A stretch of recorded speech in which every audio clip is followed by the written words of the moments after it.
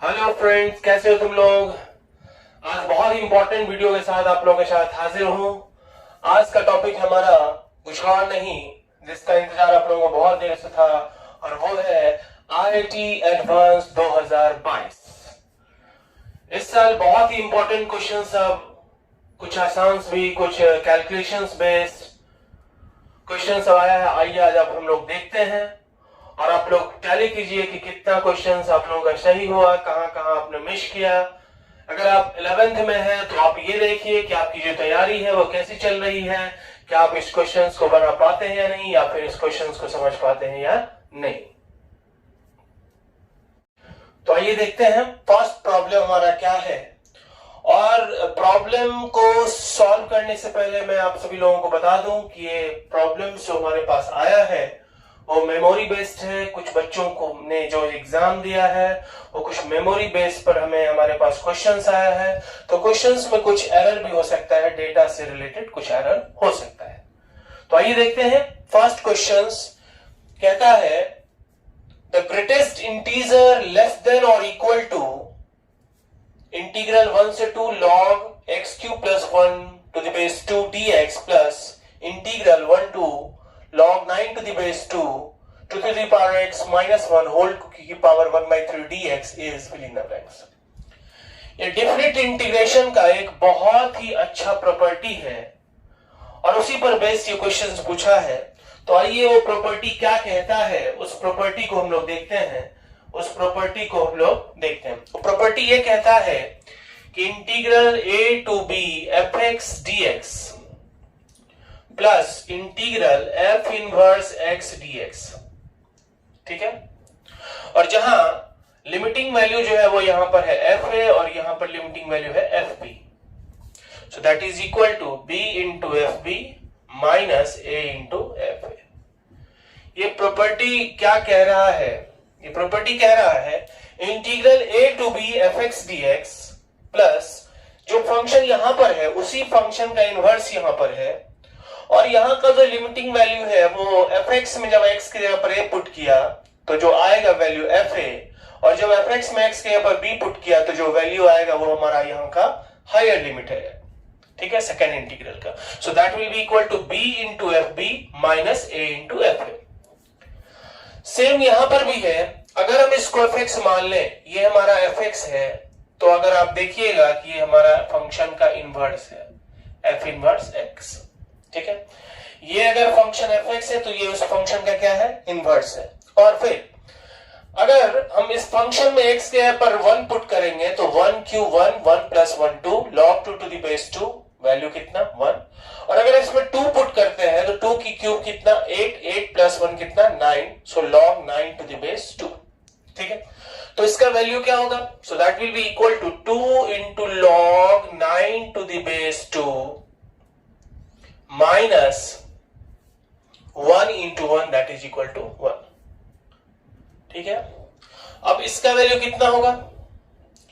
2 into log 9 to the base 2 का value कितना होगा? तो 9 को हम लोग क्या लिख सकते हैं? अगर ये 8 होता तो इसका वैल्यू कितना होता? 3। अगर ये 8 होता तो इसका वैल्यू 3 होता। तो 3 से ये थोड़ा सा ज्यादा होगा, तो 3 से थोड़ा सा ज्यादा इंटू 2 6 से ये थोड़ा सा ज्यादा होगा, 6 से ये थोड़ा सा ज्यादा होगा, ठीक है। और 6 से थोड़ा ज्यादा में से 1 अगर हम घटा रहे हैं तो इसका वैल्यू 5 पॉइंट समथिंग होगा, 5 पॉइंट समथिंग इसका वैल्यू होगा, है कि नहीं। क्योंकि अगर ये 8 होता, क्योंकि log का बेस 1 से बड़ा है तो फंक्शन कैसा होगा? Strictly increasing. और 8 पर इसका वैल्यू कितना देता? 3। तो 9 है 8 से बड़ा, तो इसका वैल्यू 3 से थोड़ा सा ज्यादा देगा, तो पीछे में 2 से मल्टीप्लाई है तो इस फंक्शन का इसका जो वैल्यू होगा वो 6 से थोड़ा सा बड़ा होगा, और 6 से थोड़ा बड़ा माइनस 1 दैट इज 5 से थोड़ा सा बड़ा, तो ये होगा 5 पॉइंट समथिंग। लेकिन क्वेश्चन क्या पूछ रहा था? The greatest integer less than और इक्वल टू, इसका ग्रेटेस्ट इंटीजर का वैल्यू पूछना था। तो इसके ग्रेटेस्ट इंटीजर का वैल्यू क्या होगा? जब इसमें ग्रेटेस्ट इंटीजर लगाएंगे, जब इसका वैल्यू 5 पॉइंट समथिंग आया तो इसके ग्रेटेस्ट इंटीजर का वैल्यू कितना हो जाएगा? 5। सबको पता है 5 पॉइंट समथिंग का ग्रेटेस्ट इंटीजर कितना होता है? 5 होता है, ठीक है। उम्मीद है समझ में आ गया होगा। एक बार फिर से, जब कोई फंक्शन दो इंटीग्रल का सम है डेफिनेट इंटीग्रल का, जहां एक का लिमिट है a to b f x function f x, दूसरे इंटीग्रल का जो इंटीग्रांड है वो उसी फंक्शन का इनवर्स है, और जो हमारा लिमिटिंग वैल्यू है वो यहाँ a पुट किया तो एफ ए, फंक्शन में पुट किया b तो एफ बी, तो इस केस में इसका जो वैल्यू होता है वो b into f b minus a into f a, और उसी पर बेस्ड हमारा ये प्रॉब्लम भी था। ये हमारा फंक्शंस, ये उसी फंक्शंस का इनवर्स, और इस तरह से हो गया 2 इंटू इतना माइनस 1 इंटू इतना दैट इज इतना, और इसका value 3 point something into 6 point something minus 1 that is 5 point something. लेकिन क्वेश्चन पूछ रहा था इसके ग्रेटेस्ट इंटीजर का वैल्यू क्या होगा, तो आंसर कितना होगा 5। उम्मीद करता हूं कि आपको समझ में आया होगा। आइए नेक्स्ट प्रॉब्लम देखते हैं। आइए देखते हैं दूसरा प्रॉब्लम। कॉम्प्लेक्स नंबर का बहुत ही अच्छा सवाल है और बहुत ही आसानी सवाल इसको कहा जा सकता है। इस टाइप का क्वेश्चंस बच्चे बहुत सारे बनाते हैं, प्योरली रियल, प्योरली इमेजिनरी के बेस पर। प्योरली रियल है तो इमेजिनरी पार्ट 0 होगा, प्योरली इमेजिनरी तो रियल पार्ट 0 होता है, उसी पर बेस्ड ये क्वेश्चंस आया है। For a non zero complex number Z एक नॉन जीरो कॉम्प्लेक्स नंबर है, और ये जो है कॉम्प्लेक्स नंबर वो प्योरली रियल है। ये एक कॉम्प्लेक्स नंबर है जो कैसा है, प्योरली रियल है, मींस इसका इमेजिनरी पार्ट क्या होगा 0। तो कह रहा है मॉड जेड स्क्वायर का वैल्यू क्या होगा। ठीक है, सो गिवन हमारे पास जो कॉम्प्लेक्स नंबर वो ये है 2 plus 3z plus 4z square upon 2 minus 3z plus 4z square. अगर हम यहां पर z के जगह पर x प्लस आई वाई रखें, जो कि नॉर्मल प्रोसेस चलता है कॉम्प्लेक्स नंबर में, तो फिर बहुत ज्यादा कैलकुलेशन हो जाएगा। ठीक है, तो उस कैलकुलेशन से बचने के लिए, क्योंकि नीचे में भी 2 माइनस 3z 4z स्क्वायर ऊपर में भी है नीचे में भी है, तो हम न्यूमरेटर को पहले लिखना चाहेंगे 2 minus 3z plus 4z square, और प्लस कितना 6z अपॉन में 2 minus 3z plus 4z square. कितना लिख सकते हैं। अब इतना सेम चीज न्यूमरेटर में भी सेम टर्म आ चुका है, तो इतना बाय इतना हो गया 1 plus 6z upon 2 minus 3z plus 4z square. और चूंकि प्योरली रियल है तो इमेजिनरी पार्ट हमें चाहिए इसका। इस कॉम्प्लेक्स नंबर का क्या चाहिए, इमेजिनरी पार्ट चाहिए। तो ये तो प्योरली रियल है, इससे हमको कोई लेना देना नहीं है। हमें चाहिए क्या, तो प्योरली रियल चाहिए, मतलब इमेजिनरी पार्ट 0 करना है। इसको चाहे तो हम ऐसे भी लिख सकते हैं 1 प्लस जेड से ऊपर नीचे डिवाइड करते हैं तो 6 upon 2 by Z minus 3 plus 4z। ठीक है, तो ये एक कॉम्प्लेक्स नंबर जो कि प्योरली रियल है। अभी प्योरली रियल मतलब इमेजिनरी पार्ट 0, इमेजिनरी तो ये तो रियल ही है, ये भी रियल है, तो यही कॉम्प्लेक्स नंबर होगा। और इसका इमेजिनरी पार्ट, तो इमेजिनरी पार्ट हमारा कितना आ गया 2 by Z minus plus 4z। यही हमारा इमेजिनरी, इसी से जो इमेजिनरी पार्ट आएगा वही आएगा, है कि नहीं। इससे जो इमेजिनरी पार्ट आएगा वही आएगा, तो फिर कितना हो जाएगा 2 बाई जेड। इसमें हम पुट कर देते हैं, सो 2 by Z plus minus 3 plus 4z plus 4z, तो 3 को हम हटा सकते हैं, प्लस 4z ले लें तो क्या हो गया 2 upon x plus i y plus 4 into x plus i y. ठीक है, और ये फिर क्या हो गया, तो जब कॉन्जुगेट से मल्टीप्लाई डिवाइड करेंगे 2 into x minus i y upon x square plus y square plus 4 times x plus i y. और प्योरली रियल है तो इमेजिनरी पार्ट 0 होगा, तो इमेजिनरी पार्ट मींस y का कोफिशिएंट, i का कोफिशिएंट। तो i का कोफिशिएंट कितना हो गया, तो i का कोफिशिएंट हो गया minus 2y upon x square plus y square, और यहां से i का कोफिशिएंट कितना है 4y plus 4y is equal to कितना 0, है कि नहीं। यहां से i का जो कोफिशिएंट है वो हमारा है 4y, सो 4y का वैल्यू कितना हो गया 0। ठीक है, तो इस तरह से minus 2y upon x square plus y square is equal to minus 4y, और ये 2 और y बाई कैंसिल हो गया, यहां से माइनस माइनस भी कैंसिल, और ये 2, तो यहां से x square plus y square is equal to कितना आ गया 1/2। और x square plus y square का क्या मतलब, ये हो गया मॉड जेड का स्क्वायर, मॉड जेड का square that is equal to कितना 1/2। और यही क्वेश्चन पूछ रहा था मॉड जेड का स्क्वायर कितना होगा, तो आंसर इज 1/2। तो बहुत ही आसान इस तरह का जनरली क्वेश्चन 11th और 12th में बच्चे बनाते हैं कि प्योरली रियल है तो इमेजिनरी पार्ट 0 होगा, कभी क्वेश्चन पूछता है प्योरली इमेजिनरी है तो रियल पार्ट 0 होगा, और हमेशा हम लोग इसको x प्लस आई वाई के फॉर्म में कन्वर्ट करते हैं। यहाँ पर थोड़ा सा कैलकुलेशन से बचने के लिए हमने इसे z से यहाँ पर डिवाइड कर दिया, और यहाँ पर हमने न्यूमरेटर को लिखा डिनोमिनेटर के टर्म्स में। क्लियर है, नोट कीजिए। ये बहुत ही अच्छा थर्ड क्वेश्चन आप लोगों के सामने है। ये ट्रिग्नोमेट्री से क्वेश्चंस पूछा गया है, और ये भी बहुत ही आसान थोड़ा, लेकिन इसमें कैलकुलेशंस है, थोड़ा सा कैलकुलेशंस है। तो जेईई एडवांस का क्वेश्चंस है, किसी बच्चों का खेल तो है नहीं, तो थोड़ा सा तो कुछ डिफिकल्टी होगी ही। यहाँ पर कह रहा है अल्फा एंड बीटा भी real numbers, alpha beta real numbers है सच दैट बीटा जो है वो -π/4 0 के बीच में है, और अल्फा जो है वो 0 और π/4 के बीच में है। ठीक है, साइन अल्फा प्लस बीटा की वैल्यू 1/3 है, कॉस अल्फा प्लस बीटा का जो वैल्यू है 2/3 है। तो हमें इसके स्क्वायर के ग्रेटेस्ट इंटीजर का, थोड़ा सा मिस हो गया, इसके स्क्वायर के ग्रेटेस्ट इंटीजर का वैल्यू फाइंड करना है। वैसे ये बस एक पार्ट एडवांस में बस यही चीज को खाली एक्स्ट्रा किया गया। ऐसा क्वेश्चंस तो हम लोग 11th क्लास में करते हैं कि साइन अल्फा प्लस बीटा 1/3 है, कॉस अल्फा माइनस बीटा ये है कि नहीं, तो यहां से साइन 2 अल्फा क्या होगा, कॉस 2 अल्फा। ये डायरेक्टली क्वेश्चंस हम लोग 11th में बनाते हैं। ऐसा डेटा हमारे पास दिया रहता है, और हम लोग अगर साइन 2 अल्फा लिखना चाहें तो क्या लिख सकते हैं, sine alpha plus beta plus alpha minus beta, है कि नहीं।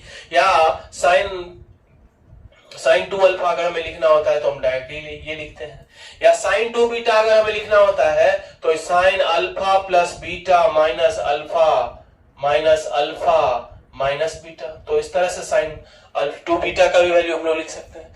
तो ये कैलकुलेशंस हम ऑलरेडी 11th क्लास में करते हैं, है ना। थोड़ा सा यहाँ कैलकुलेशंस को बढ़ा दिया गया, कॉन्सेप्ट लेकिन वही है। फाइनली हमें इसी का यूज होगा, कॉन्सेप्ट वही कह रहा है। थोड़ा सा ग्रेटेस्ट इंटीजर फंक्शंस को इसमें ऐड कर दिया गया है। ठीक है, और इस बार बहुत सारे ऐसे क्वेश्चंस पूछे गए हैं जिसमें लास्ट में कैलकुलेशंस होने के बाद लास्ट में ग्रेटेस्ट इंटीजर को ऐड किया गया है ना। तो क्या कह रहा है, दो डेटा तो अपने पास दिया हुआ ही है, इसमें कोई दिक्कत नहीं है। यहां से अगर हम लोग आए तो इसको और इसको अगर हम लोग देखते हैं, पहले इस डेटा को अगर हम लोग देखें तो ये कितना हो जाएगा, sine alpha sign beta into cos beta. तो ऊपर में क्या हो जाएगा, sign alpha into sine beta plus cos alpha into cos beta upon sine beta into cos beta, sign beta into cos beta. ये तो एक है, प्लस यहां से अगर करें तो फिर से sine alpha into cos alpha, sine alpha into cos alpha. तो फिर ऊपर में क्या हो गया, sine alpha into sine beta अब plus cos alpha into cos beta. और इस पूरे के स्क्वायर का वैल्यू हम लोग पहले निकालना चाहते हैं। ठीक है, और फिर उसका ग्रेटेस्ट इंटीजर लगा देंगे। तो sine alpha into sine beta, sine A into sine B plus cos A into cos B. तो ये ऊपर में क्या हो गया, cos alpha minus beta upon, यहां से अगर हम 2 से मल्टीप्लाई करें, 2 से मल्टीप्लाई डिवाइड अगर कर दें तो नीचे में हो गया 2 sign beta into cos beta that is sine 2 beta. ठीक है, यहां देखिए साइन 2 बीटा निकाल सकते हैं हम लोग, और हम लोग निकालते हैं 11 प्लस फिर यहां पर sign alpha into sine beta plus cos alpha into cos beta. तो फिर से हो गया कितना, कॉस अल्फा माइनस बीटा, है ना, cos alpha sign beta, sign beta into sine alpha plus cos alpha into cos beta. यहां भी sign alpha into sine beta plus cos alpha into cos beta upon 2 से यहां भी हम लोग multiply कर दें तो यहां भी हो जाएगा साइन 2 अल्फा। ठीक है, और इस पूरे का क्या, होल स्क्वायर। तो अब हम लोग क्या देख रहे हैं कि 2 cos अल्फा माइनस बीटा तो है ही, 2 cos अल्फा माइनस बीटा तो दोनों में ही है ना। 2 cos अल्फा माइनस बीटा तो दोनों में ही है, और cos अल्फा माइनस बीटा का वैल्यू हमारे पास पहले से दे रखा है। तो 2 cos अल्फा माइनस बीटा का वैल्यू हमारे पास है, तो 2 cos alpha minus beta common लेते हैं, 2 cos अल्फा माइनस बीटा, तो cos अल्फा माइनस बीटा का वैल्यू कितना है 2/3, दैट इज 4/3। अगर 4/3 कॉमन लेंगे तो ये कितना हो जाएगा 1/sin 2 beta plus 1/sin 2 alpha. ठीक है, इस पूरे का वैल्यू, और इस पूरे का क्या होल स्क्वायर। अब सवाल सिर्फ हो गया sin 2 बीटा का वैल्यू क्या होगा, sin 2 अल्फा का वैल्यू क्या होगा। तो sin 2 अल्फा बराबर क्या होगा, sin 2 अल्फा बराबर sin 2 अल्फा को हम लोग लिख सकते हैं sin alpha plus beta plus sin alpha minus beta. और अगर हमारा ये a है और ये b है तो sin a प्लस b के फॉर्मूला से हम इसको एक्सपेंड करके लिख सकते हैं। तो क्या हो जाएगा इसका वैल्यू, sin 2 अल्फा की वैल्यू क्या हो जाएगा sin a यानी sin अल्फा प्लस बीटा जो कि पता है, तो ये हो जाएगा sin alpha plus beta into cos alpha minus beta sin a into cos b plus cos a into sin b sin alpha minus beta sin 2 alpha का वैल्यू। अब इसका वैल्यू हम लोग के पास पहले से पता है, sin अल्फा प्लस बीटा का वैल्यू पहले से दिया हुआ है कितना 1/3, तो ये हो गया 1/3 into cos alpha minus beta कितना है 2/3 plus cos alpha plus beta, cos alpha plus beta बराबर क्या हो जाएगा 1 minus cos square theta 1 minus sin square theta 1 minus 1/9, so 9 minus 1 8/9 और 8/9 का root that is 2√2/3 into sin alpha minus beta, sin alpha minus beta कितना हो जाएगा 1 minus 4/9, 1 minus 4/9 that is 5/9, 1 minus 4/9 that is 5/9 that is √5/3 और ये कितना हो जाएगा 2 प्लस 2√10 अपॉन कितना 3। तो इस तरह यहां से जैसे अगर हमको sin 2 अल्फा का वैल्यू निकल गया और फिर sin 2 अल्फा निकल गया, वैसे यहां से sin 2 बीटा का हमें निकालना हो तो sin ये हो गया sin a माइनस कितना b और sin a माइनस b का वैल्यू क्या होता है फॉर्मूला, तो sin a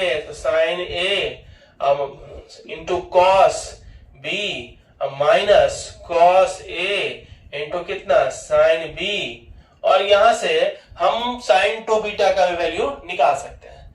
तो sin 2 अल्फा निकल गया, sin 2 बीटा यहां से निकल गया, sin 2 अल्फा यहां से निकल गया। और ये कैलकुलेशंस हम पहले भी बोल रहे हैं, बार बार इस बात पर हम जोर दे रहे हैं कि इस यहां तक हम लोग तो ऑलरेडी करते ही 11th क्लास में। अब जब sin 2 अल्फा sin 2 बीटा निकल गया तो फिर ये पूरा एक्सप्रेशन फाइंड आउट हो गया है कि नहीं। अभी पूरा एक्सप्रेशन फाइंड आउट हो गया तो उसके स्क्वायर का वैल्यू निकल जाएगा, और जैसे ही उसका स्क्वायर निकल जाएगा तो हमें निकालना है सिर्फ ग्रेटेस्ट इंटीजर, तो ग्रेटेस्ट इंटीजर का वैल्यू हम निकाल सकते हैं। उम्मीद करते हैं आप लोगों को समझ में आया होगा, है ना। चलिए अगला क्वेश्चन आइए देखते हैं। एक बहुत ही अच्छा सा प्यारा सा सवाल है लॉगरिथमिक इक्वेशन से, लॉग और इक्वेशन से रिलेटेड ये बहुत ही अच्छा सवाल पूछा है। Find the product of all the real roots of x satisfying the equation इतना। तो कह रहा है कि product of all real roots हमें फाइंड करना है सैटिस्फाइंग द इक्वेशन, इस इक्वेशन को जो सैटिस्फाई करेगा। तो इस इक्वेशन को रिजॉल्व करने के लिए आप देख सकते हैं बार बार log x to the base 5 का यूज यहां पर हो रहा है, तो हम लोग इसको कुछ सब्स्टिट्यूट कर देते हैं। तो मान लेते हैं late log x to the base 5 is equal to मान लिया y, है ना। तो अब ये कितना हो गया x की power 16y cube, 16y cube minus 68y that is equal to 5 की पावर माइनस 16, है ना। अब अगर इसको हम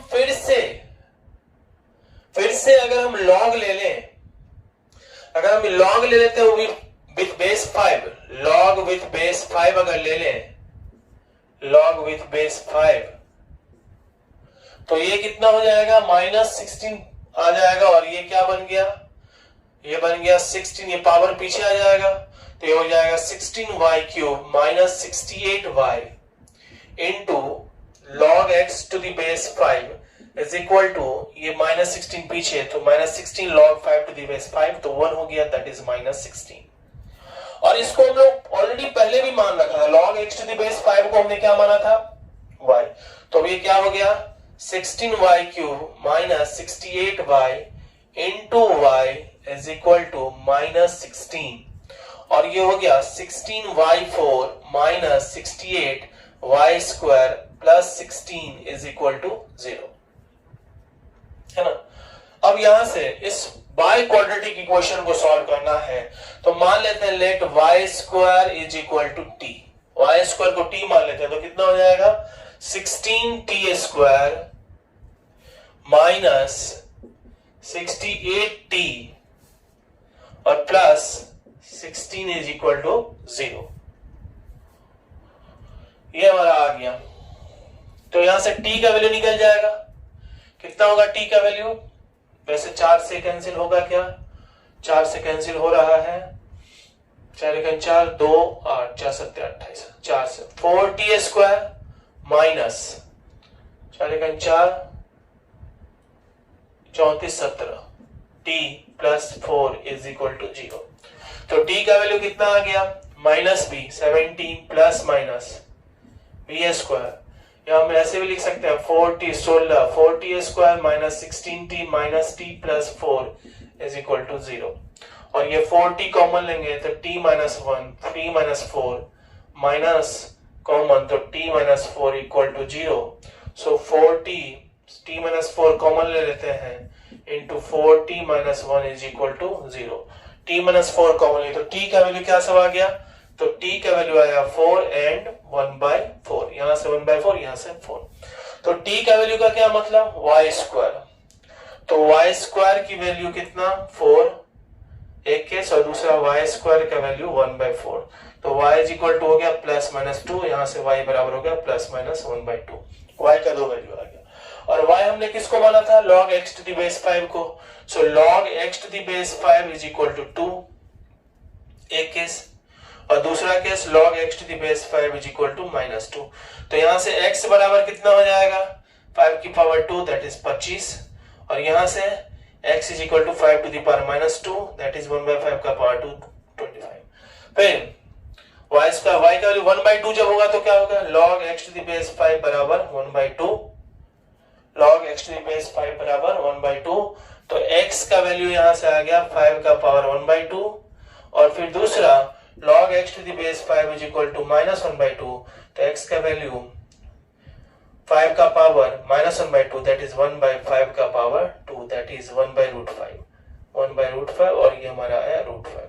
तो हमें क्या निकालना था product of all real roots, है ना, product of all real roots आया, तो यहां से y का वैल्यू 2 और -2 हमने रखा और y का मतलब t का वैल्यू तो ऑलरेडी दोनों पॉजिटिव में आ रहा तो t तो हो ही सकता है, तो इसमें कोई दिक्कत नहीं है, लेकिन x जो है वो 0 से बड़ा होना चाहिए तो ऑलरेडी 0 से बड़ा है, तो प्रोडक्ट ऑफ रूट्स कितना हो गया product of roots is equal to 25 into 1/25 1 √5 into 1/5 1 that is equal to 1, तो प्रोडक्ट ऑफ रूट्स हमारा कितना आ गया 1 आ गया।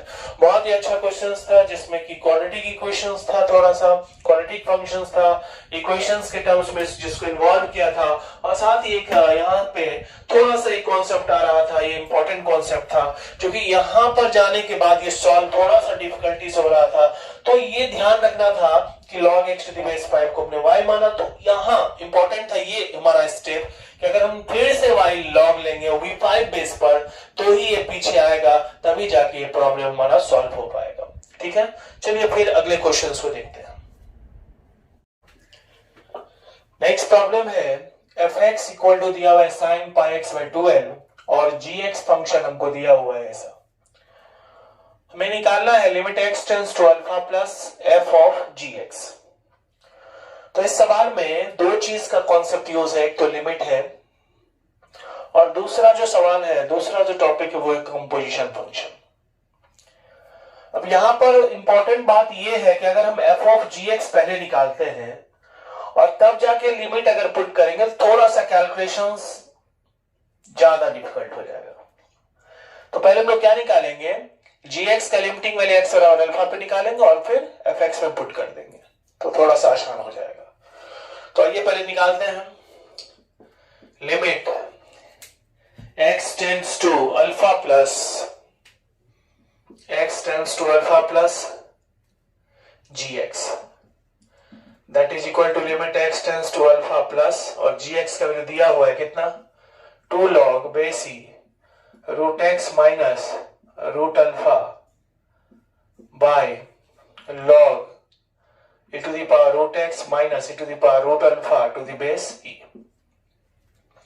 अल्फा प्लस है तो ये 0 से थोड़ा सा ज्यादा होगा, लेकिन ये 0 के लगभग होगा, परंतु पॉजिटिव होगा। अल्फा प्लस इसलिए दिया था क्योंकि अगर ये अल्फा देता तो फिर क्या हो जाता, log 0, जो कि अनडिफाइंड हो जाता। तो 0 प्लस log का वैल्यू e बेस पर minus infinity bye minus infinity का फॉर्म है, दैट इज इंडिटरमिनेट फॉर्म है। तो यहां पर हम लोग क्या कर सकते हैं, एल ऑपरेटर्स लगा लेते हैं। तो log x का 1 by x means root x into root alpha, root x minus root alpha into root x का कितना 1 बाय 2 रूट x, ठीक है। और फिर इसका, तो इसका हो गया log x का 1 बाय x इंटू फिर इसका e to the power root x का e to the power root x into root x का 1 बाय 2 रूट x, ये दोनों कैंसिल हो गया। तो इसको क्या लिखेंगे हम लोग, this is equal to limit x tends to alpha 2 by root x minus root alpha into, ये ऊपर चला जाएगा, into e to the power root x minus e to the power root alpha upon e to the power root x, ठीक है। और ये बराबर कितना हो गया, limit x tends to alpha 2 upon root x minus root alpha into, इतना से डिवाइड करेंगे तो 1 minus e to the power root alpha minus root x, ठीक है। और अगर हम इसमें से एक माइनस कॉमन ले लें तो क्या हो जाएगा, limit x tends to alpha, एक माइनस यहां से कॉमन लेंगे तो माइनस, ये 2 तो पहले से है ही, माइनस 2 इंटू, ये पहले लिखा आएगा तो e to the power root alpha minus root x minus 1, ठीक है, 2 चूंकि पहले से था, अपॉन यहां से भी एक कॉमन ले लेते हैं माइनस, तो क्या हो जाएगा root alpha minus root x, ठीक है, माइनस कॉमन ले लिया तो ये माइनस और ये माइनस कैंसिल हो गया। अब हमने पढ़ा e to the power something minus 1 upon same something that is equal to 1, तो इसका वैल्यू कितना हो जाएगा, ये 1 हो गया, e to the power something minus 1 upon same something that is equal to 1, तो ये वैल्यू हो गया दैट इज कितना 2। तो हमारा limit x tends to alpha plus gx का वैल्यू 2 आया है। तो now f of gx, limit x tends to alpha plus f of gx कितना होगा, तो अब की बार fx में x के जगह पर पुट कर देना है, उसका वैल्यू तो कितना हो जाएगा, साइन पाई, x के जगह पर 2 आया बाय कितना 12, सो this is sine pi by 6, तो साइन कितना 30 डिग्री, और साइन 30 डिग्री का वैल्यू हम लोगों को पता है कितना 1/2, सो आंसर इज 1/2। बहुत ही आसान सवाल था लिमिट का, थोड़ा सा लिमिट और कंपोजिशन फंक्शंस का यूज किया हुआ था, थोड़ा डिसाइड करना था कि पहले कंपोजिशन निकाले या फिर लिमिट निकाले, ठीक है, नोट कीजिए। अगला क्वेश्चन देखते हैं।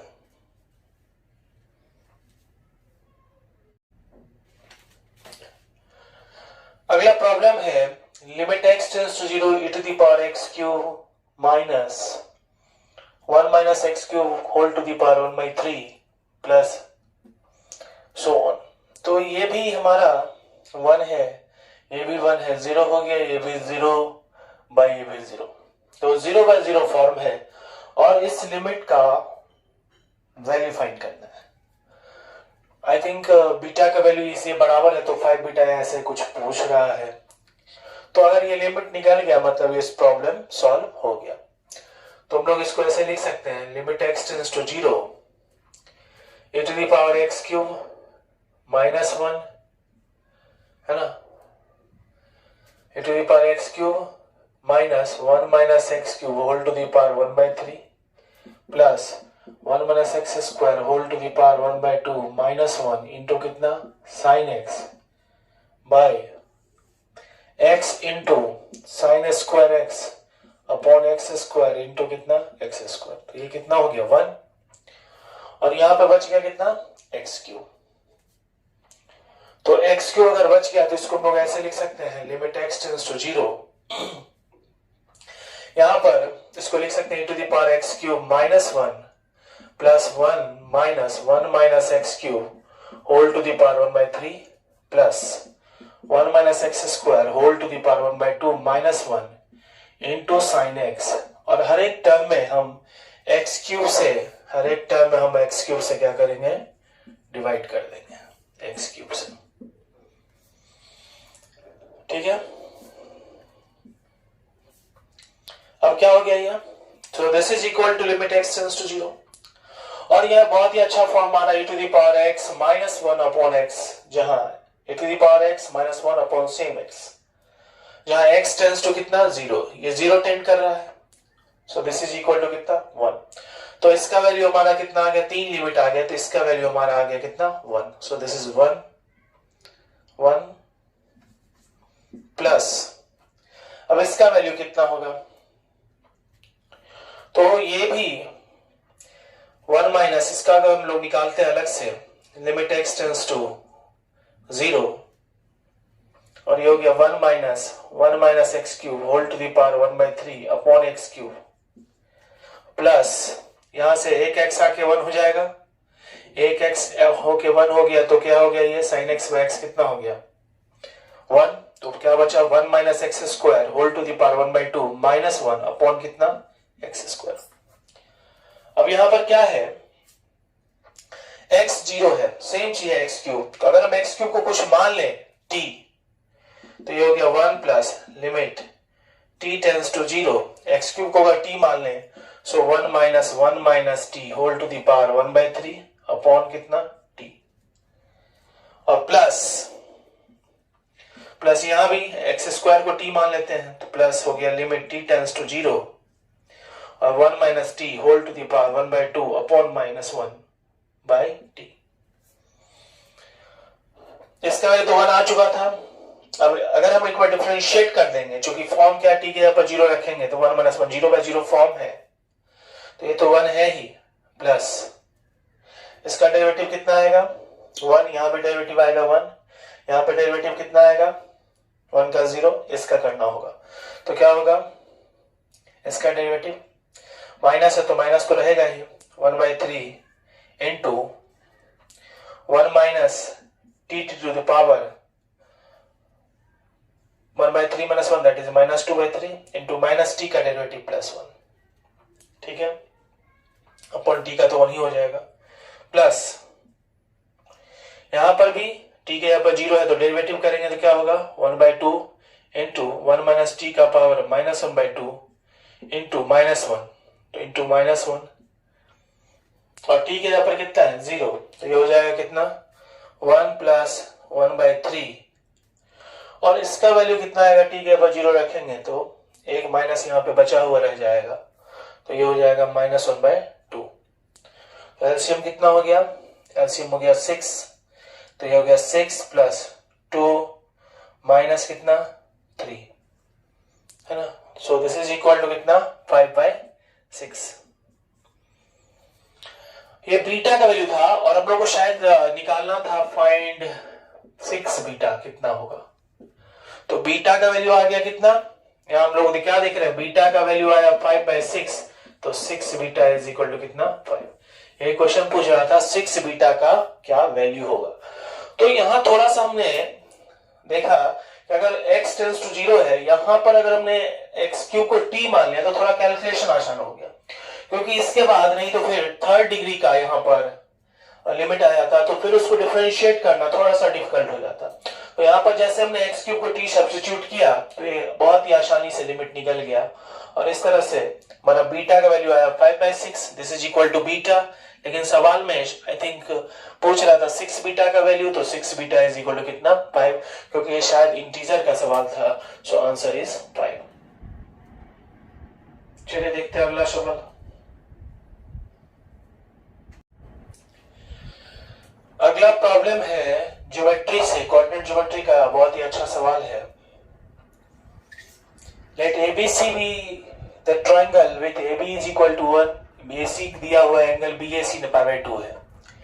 ABC एक ट्रायंगल है जिसमें AB 1 है, AC 3 है और एंगल BAC कितना है π/2, यानी एंगल A π/2 के बराबर है. और फिर कह रहे हैं circle of radius R greater than 0 touches the side ABAC and also touches internally the circumcircle of triangle ABC. एक सर्कल है R रेडियस का जो ट्रायंगल ABC के सर्कम सर्कल को भी टच कर रहा है इंटरनली. तो चलिए पहले एक सर्कल हम लोग बना लेते हैं, है ना. और यहां पर A साइड ये है, ये B है और ये C है. AB 1 दिया हुआ है, AC कितना दिया हुआ है 3 यूनिट. तो ये राइट एंगल है यहां पर. तो ये यहां पर क्या हो जाएगा डायमीटर, और डायमीटर का मिड पॉइंट, ये जो मिड पॉइंट होगा वही हमारा हो जाएगा इसका सरकम सेंटर. ठीक है, इसको हम लोग कुछ मान लेते हैं T, है ना. तो ये 3 है, ये 1 है, तो सरकम रेडियस R का वैल्यू कितना हो जाएगा 3 9 + 1 10. तो टोटल डिस्टेंस डायमीटर 10, तो रेडियस कितना हो गया √10/2. ये दिया हुआ है. अब क्या कह रहा है कि एक और सर्कल है, एक और सर्कल है जो इसको भी टच कर रहा है, इसको भी टच कर रहा है और इस सर्कल को भी टच कर रहा है, इसको भी और एक सर्कल तीनों को टच कर रहा है. तो चलिए इस तरह से हम लोग बनाते हैं. ये ऐसा एक सर्कल है जो तीनों को टच कर रहा है. इस तीनों को टच कर रहा है. तो फिर क्या कर रहा है R का वैल्यू क्या होगा, ये R का वैल्यू, इस सर्कल का जो रेडियस होगा R, उसका वैल्यू क्या होगा ये पूछ रहा है. तो R का वैल्यू क्या होगा ये हमें पूछा जा रहा है. R का वैल्यू क्या होगा ये हमसे पूछा जा रहा है. अगर हम इसको x एक्सिस और y एक्सिस मान लें तो थोड़ा मानना हमें आसान हो जाएगा. इस पॉइंट का कोऑर्डिनेट कितना हो जाएगा 3 0 और B पॉइंट का कोऑर्डिनेट कितना हो जाएगा 0,1. तो ये जो सर्कम सेंटर है उसका कोऑर्डिनेट कितना हो जाएगा 3/2 एंड कितना 1/2. ठीक है. अब इस सर्कल का कुछ ना कुछ तो होगा और ये यहां पर टच कर रहा है. तो इस सर्कल का कुछ इस तरह से अगर R लेंथ है तो इस सर्कल का सेंटर कितना हो जाएगा R को मार हो जाएगा. ठीक है. और ये हमारा फिर से सर्कम रेडियस है ना. तो ये स्मॉल r है, इसका भी कुछ नाम देते हैं. T है हमारा पॉइंट था, ये पॉइंट है T, इसका नाम S रख देते हैं और ये K रख देते हैं या P रख देते हैं. तो यही तो लेंथ है जो छोटा स्मॉल r के बराबर है, ये दिया हुआ है, और ये पूरा कैपिटल R के बराबर है ना. तो TS plus SP is equal to TP, और TP हमारा दिया हुआ है कितना के बराबर कैपिटल R के बराबर. TP is capital R. अभी TS क्या होगा, TS का मतलब क्या, T और S के बीच का डिस्टेंस.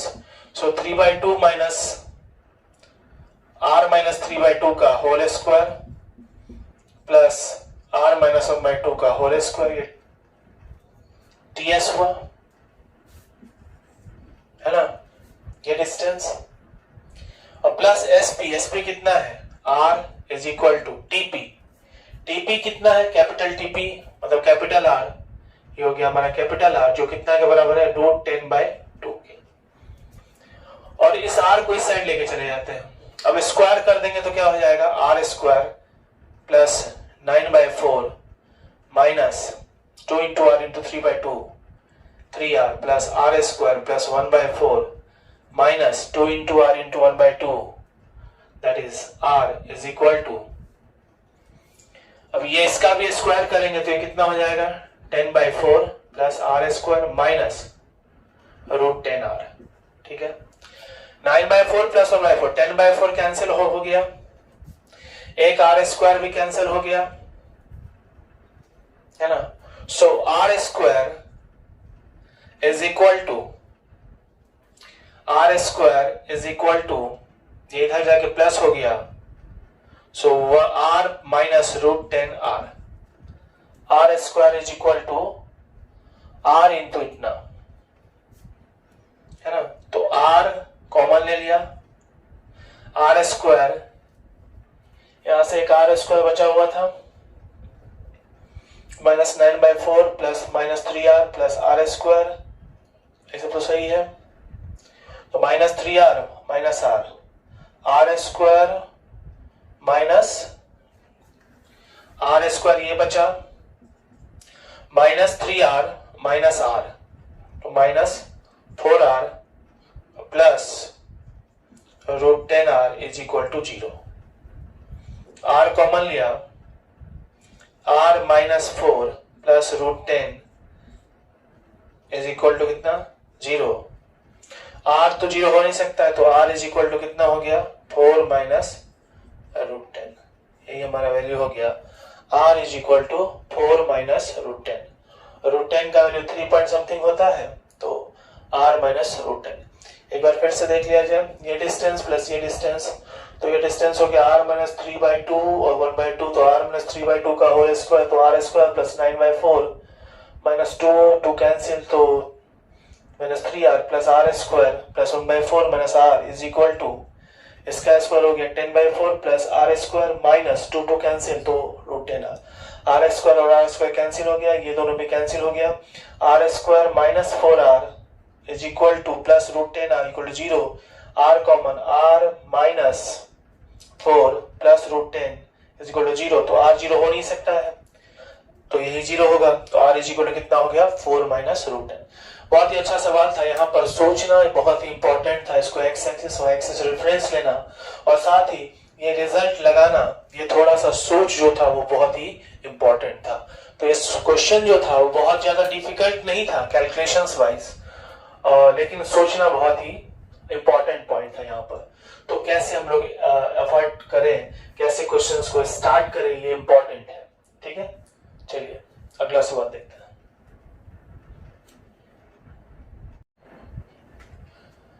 नेक्स्ट प्रॉब्लम है सीरीज का, बहुत ही अच्छा सवाल, summation of series using different integration, जिसका कि सवाल है, एक मिनट थोड़ा मैं चश्मा लगा लूं। तो यहां पर n है और ऐसा ऐसा n टर्म्स दिया हुआ है, ठीक है। तो क्या करेंगे, इस n को 1 करके ऐड करके सब में ऐड कर देंगे। ऐसा क्यों, क्योंकि जब 1 ऐड करेंगे तो ऊपर में भी 3n² माइनस साइन के साथ है और नीचे में भी प्लस 3n² है सब जगह, तो वो कैंसिल हो जाएगा। ठीक है, तो फिर से एक बार हम लोग लिख लेते हैं, fn is equal to 1 plus 16 plus 5n minus 3n² upon 4n plus 3n², ये पहला term, plus 1 plus 32 plus n minus 3n² upon 8n plus 3n², plus तीसरा term 1 plus 48 minus 3n minus 3n² upon 12n plus 3n² and plus so on 1 plus 25n minus 7n² upon 7n²। ठीक है, अब इसका value कितना होने जा रहा है ये देखते हैं। तो ऊपर में आएगा 3n² और ये 3n² कैंसिल हो जाएगा, तो बचेगा कितना, 4n प्लस 3n², ये तो कैंसिल हो गया है ना, तो बचा कितना, 3n² कैंसिल हो गया, तो 4n प्लस 5n कितना, 9n plus 16 upon 4n plus 3n² plus अगला टर्म क्या होगा, 3n² कैंसिल, तो कितना बचेगा, 8n plus n, 9n plus 32 by 8n plus 3n² plus अगला टर्म क्या होगा, ये और ये 3n² कैंसिल हो जाएगा, तो 12 माइनस 3, तो 9n plus 48 upon 12n plus 3n² plus and so on, last में क्या बचेगा, 25n अपॉन 7n²। ठीक है, तो अब इसको हम लोग किस तरह से लिख रहे हैं, यहां पर 4n प्लस 3n स्क्वायर सब में है, 4n प्लस 3n स्क्वायर सब में है ना, ऊपर में 9n भी सब में है। सो इसको लिख रहे हैं सिग्मा r का वैल्यू 1 से लेके n तक, ठीक है,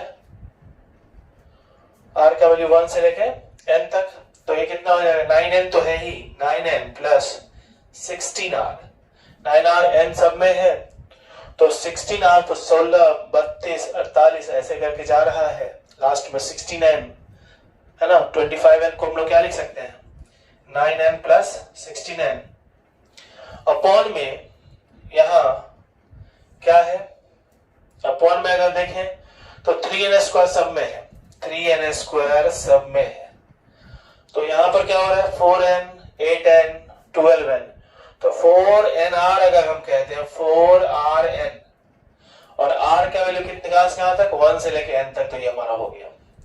और ऐसा ऐसा कितना टर्म्स है, इनफिनिटी तो fn हुआ, तो limit n tends to infinity अगर fn निकालें, so limit n tends to infinity fn मतलब ये हो गया sigma r is equal to, इसी में लगा देते हैं, limit n tends to infinity. चूंकि इसमें समेशन ऑफ सीरीज में यहां पर 1/n का होना बहुत जरूरी होता है, तो हम लोग क्या करें, 1/n लाने के लिए n से डिवाइड किए और यहां भी n से क्या कर दिए, मल्टीप्लाई कर दिए, ठीक है, n से डिवाइड कर दिए और n से मल्टीप्लाई कर दिए। अब ऊपर नीचे हम, क्योंकि यहां पर r अकेले नहीं होता, r जहां भी होता है r/n होना चाहिए, तो r/n होने के लिए n स्क्वायर से ऊपर नीचे डिवाइड कर देते हैं, तो ये बराबर हो जाएगा limit n tends to infinity 1/n, r जहां भी होगा r/n होगा, तो n तो एक पहले से है और एक n हमें और नीचे चाहिए, तो n स्क्वायर से अगर डिवाइड करें तो ये कितना हो जाएगा, ये हो गया sigma r is equal to 1 से n, और ये कितना हो जाएगा, n स्क्वायर से डिवाइड करेंगे तो 9 प्लस कितना 16 r/n अपॉन, यहां भी अगर हम n स्क्वायर से डिवाइड करेंगे तो क्या हो जाएगा 4 r/n प्लस 3n स्क्वायर मतलब 3। अब इसको डेफिनेट इंटीग्रल में कन्वर्ट कर देंगे तो क्या हो जाएगा, इंटीग्रल 1/n हो जाएगा 0, n/n हो गया 1, और ये हो गया 9 प्लस 16x, 9 प्लस कितना 16x upon 4x plus 3, 4x plus कितना 3 dx। अब तो आप लोग कर लीजिएगा, ऊपर भी लीनियर है और नीचे भी क्या है, लीनियर है ना, तो इसके लिए हम लोग क्या करते हैं, न्यूमरेटर को लिखेंगे इसके टर्म्स में, डिनोमिनेटर के टर्म्स में, तो यहाँ पे थोड़ा कर लेते हैं रफ, तो 9 plus 16x is equal to a into 4x plus 3 plus कितना b। क्वेश्चन को इक्वेट कीजिए, x का क्वेश्चन 4 है, इधर 16, तो 4a इज इक्वल टू कितना 16, a इज इक्वल टू हो गया 4। अभी कांस्टेंट टर्म, तो कांस्टेंट टर्म कितना है 3a plus b, so 3a plus b equal to 9, a का वैल्यू कितना है, a का वैल्यू 4, तो 12, तो b बराबर कितना हो गया 9 माइनस 12, दैट इज कितना -3। सो इसको हम लोग अब क्या लिख रहे हैं, इंटीग्रल 0 से 1, 9 प्लस 16x को क्या लिख सकते हैं, a का मतलब 4 टाइम्स कितना 4x plus 3, 4x plus 3 minus b का वैल्यू है 3 upon 4x plus 3, 4x plus 3, तो ये और ये तो कैंसिल हो गया dx।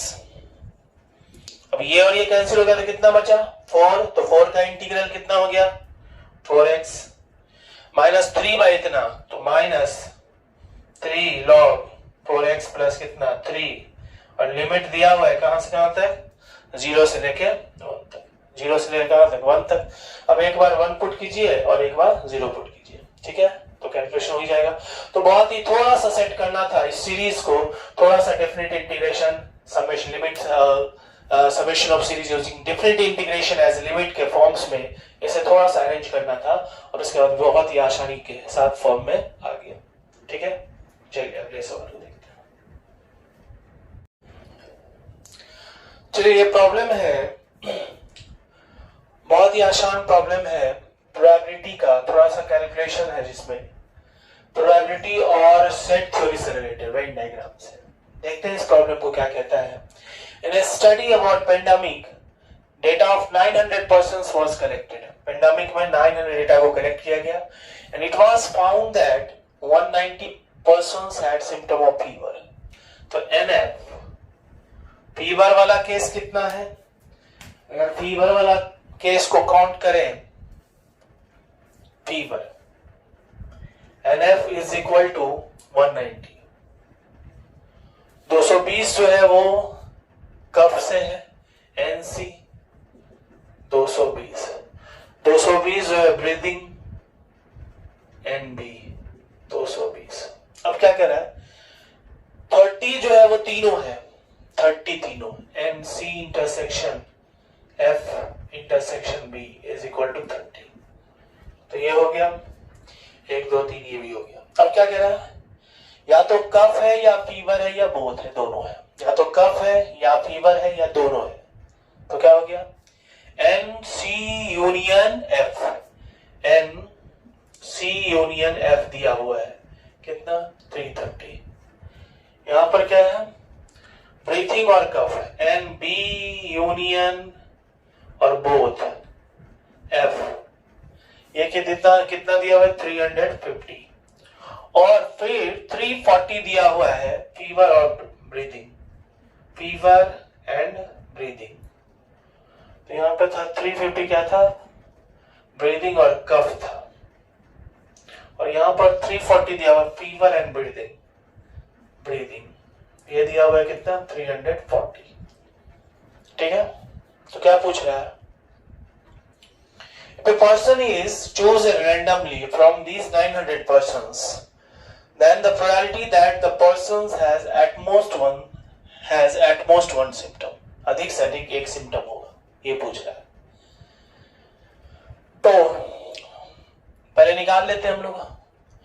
तो इसको वेन डायग्राम से बहुत ही आसानी से हम लोग कर सकते हैं. वेन डायग्राम से देखते हैं इसको. ये रहा C F, C A F और ये रहा B, C F और ये हमारा B है. ठीक है.